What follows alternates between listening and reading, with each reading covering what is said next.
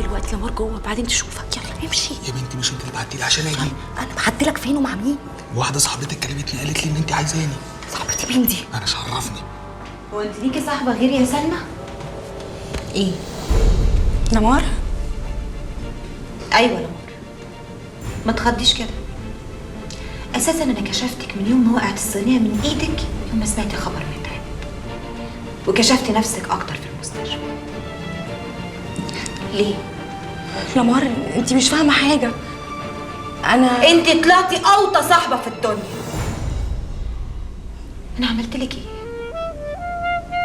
ده انا صاحبتك،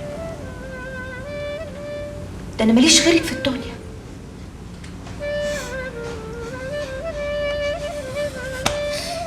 وانت يا فضل بعد كل العيش والملح اللي بينا يطلع منك كل ده؟ ده انا كنت فاكراك بتحبني بجد يا اخي. انا ما عملتش حاجه، انا كنت ضايع وهموت لما اتجوزت، وهي اللي قالت لي ان انا لو عملت كده هتبقى دي الطريقه الوحيده عشان اتجوزك.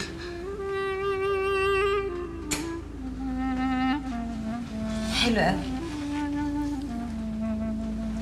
انت يا سلمى برافو. ده انا عمري ما امنت لغيرك. ايوه انا طول عمري نفسي اخد حاجه منك واحده، كل حاجه مجوزه عليها، حتى الراجل الوحيد اللي حبيته وقلبي كان متعلق بيه، وانتي متجوزه كان متعلق بيكي، كان لازم افضحك عشان ينساكي. خمك رخيص قوي قوي يا سلمى.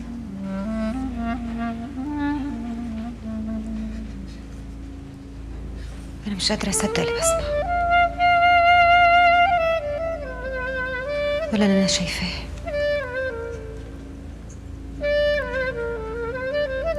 انتقامك كان رخيص قوي قوي. استاذه لمار، ابوس ايدك سامحيني. سامحك؟ لو انت تقدر تسامح نفسك اطلبها مني يا فضل. انا ماليش دعوه. انت تسكت خالص، تطلع بره بره.